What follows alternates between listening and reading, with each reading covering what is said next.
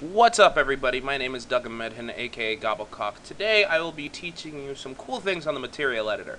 We are going to have a see-through object.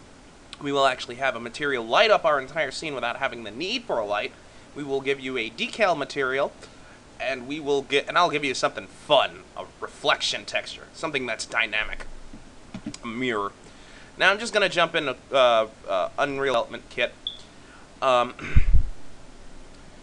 I will teach you guys how to unwrap, but because of a foul up I had earlier, it was really strange. I had a lot of things crash on me, so I'll give you an unwrapping tutorial along with normal and specular mapping in one thing, if I get enough requests. Now, I already started with terrible cube material. To make a new material, just right click and click new material.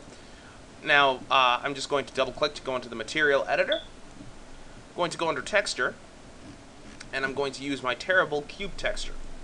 Now I'm going to now you can right click, go under texture, find new texture sample, or type it in here for your search, but I'm a hotkey whore, so I use T. I'm going to hold down T and left click. I'm going to put the black channel into diffuse, and I'm going to put our alpha channel into opacity masked. And opacity mask, but we don't see much, even though the blue is supposed to be my alpha channel. The blend mode has to be changed to blend masked, and we see that our stuff is see-through. However, I'm just going to make it two-sided because it is, and we see that we have a nice blended texture, but we're going to make this texture light up our entire scene as well. To do that, I'm just going to hit Control-C, Control-V. But I don't want this entire texture lighting up our scene. I only want the green. To do that, we use something called a power. So I'm just going to type it in because I don't know the actual the hotkey for it. I'm going to take the green channel and plug it into the base, and I'm going to use a constant 1 vector as its exponent to bring out the green. To do that, you just hit 1, you hold down the number 1, and left click. And we plug that into exponent. And I'm going to boost it up by 5 just to see what happens, but I don't see any change. Why is that? Well, click on this little square, and it will bring it out in real time. Any change that you make will be brought out in real time. But I don't want it being lit up as it is. I want to multiply it by, I want to make it into a different color. To do that, we have to multiply it by a vector parameter. To do that, you hold down the M as in Michael key, left click for multiply, plug that into A, and we're going to update it in real time. So I'm just clicking on that box. I'm going to hit the V key, V for Victor, and left click. This is the vector param. Now, to save time, you can use a compile time. You can actually use a constant 3 vector by holding the 3 key and plug it and left clicking. But I'm not going to do that because you don't get the color palette that vector param actually does give you. So I'm going to up it by yellow.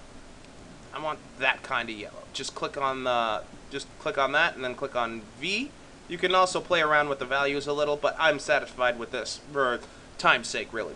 Going to click Accept New Color, plug the black channel into B, and we see that, and now we take the multiply into emissive, and we see that it's actually changed color.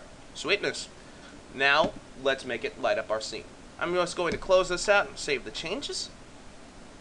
Now, in Mesh, I'm going to look for my terrible cube. I'm going to double click on it. I'm going to move it over here. And under material, I'm going to take the terrible cube and apply it. So it just goes under LOD info, elements, blah, blah, blah, blah, blah, material, and bam. We see that nice little terrible cube. Yay. It's completely see-through as well. Let's give it, I'm just going to give it 6-sided dot collision. Let's try auto-convex, see what happens. Fuck it. Allow splits. There. Apply. Good enough. Close. Okay. Now under mesh, I'm just going to add said terrible cube. Now I'm gonna save my level because, you know, I remember what happened on my first tutorial. So now we have our terrible cube in all of its terrible gloriness. Now I'm going to go into its properties by double-clicking or just hitting F4. I'm fine with its collision. You don't. Sorry about the already upped things. We want to go into light mass. Light mass settings. Use emissive for light mass boost. And under a light mass boost, we want to up its value. I'm just going to hit 20 because I can. Doesn't have to be 20. I'm just eyeballing this motherfucker. That's why. I'm cool with that. So I'm going to close that. I'm going to build the lighting. Yeah, I don't care. Should I build? I should have built all. Fuck. Oh well. I could stop the build, but the swarm agent's already running. Fuck it.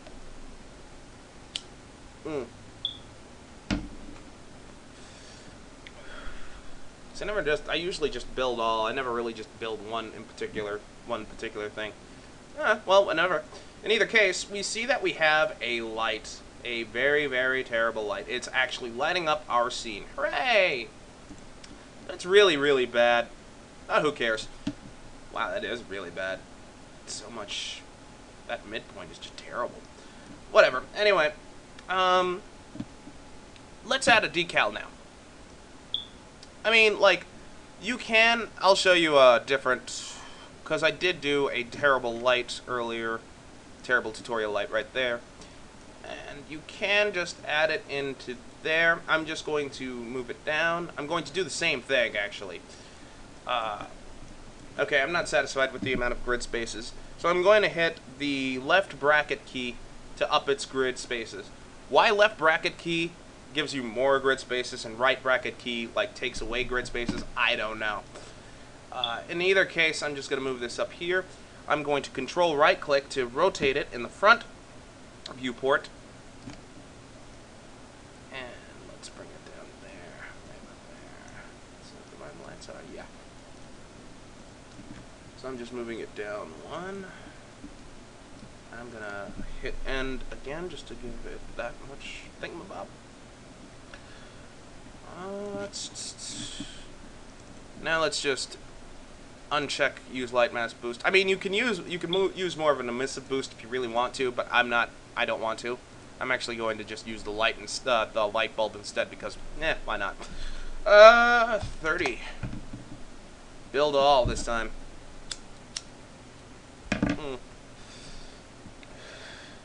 That's 530. I'm good. Blech. Did I not apply? Does this not have an emissive boost?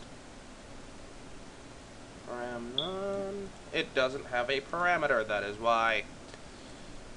Purple is good. Okay.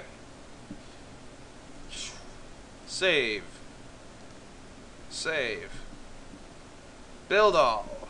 Let's see it.